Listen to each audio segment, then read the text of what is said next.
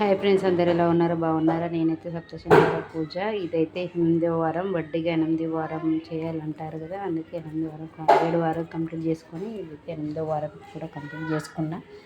నాకు ఎంత వీలైతే అంత ప్రసాదాలు పెట్టుకున్నా, ఎంత ఖర్చు పెట్టాలో అంత ఖర్చు పెట్టినా, ఎక్కువైతే ఖర్చు పెట్టలేదు. ఎందుకంటే మన పరిస్థితి ఎలా ఉంటే అలా.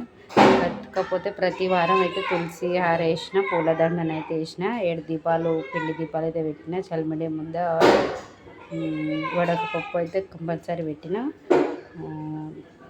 ఫస్ట్ వారము 7 దీపాలల్లో 7 వత్తులు వేసి దీపం పెట్టిన.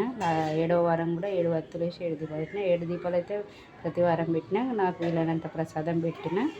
ప్రతి వారం మధ్యలో 3 వారాలు స్కిప్ చేసిన, ఎందుకంటే వీలు కాకుండా. కాకపోతే 7 వారాల పూజ కంప్లీట్ చేసి ఇది 8వ వారం, వడ్డీగా 8వ వారం చేసిన. ముడుపు కూడా కట్టుకున్నా. నా ముడుపు కూడా నేను ఇక్కడ వెంకటేశ్వర స్వామి గుడి ఉంది, అక్కడ చెప్పాలి. నాకు వీలైనప్పుడు పోతాను. చాలా బాగా అనిపించింది చేసినప్పుడు అయితే.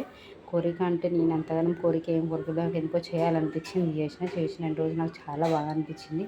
దీపాలతోటే బాగా లుక్ వచ్చినుండే దేవునికి. పిండి దీపాలు చేసిన కదా, చాలా బాగా వచ్చినుండే. చూడండి, నాకైతే డెకరేషన్ ఇవన్నీ చూస్తేనే చాలా బాగా అనిపించింది.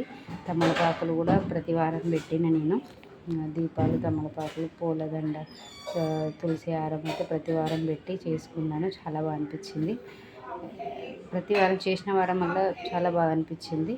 ఎందుకో మళ్ళీ నెక్స్ట్ కూడా నాకు చేయాలనిపిస్తే మళ్ళీ చేస్తాను. నచ్చితే లైక్ చేయండి. Okay, thank you.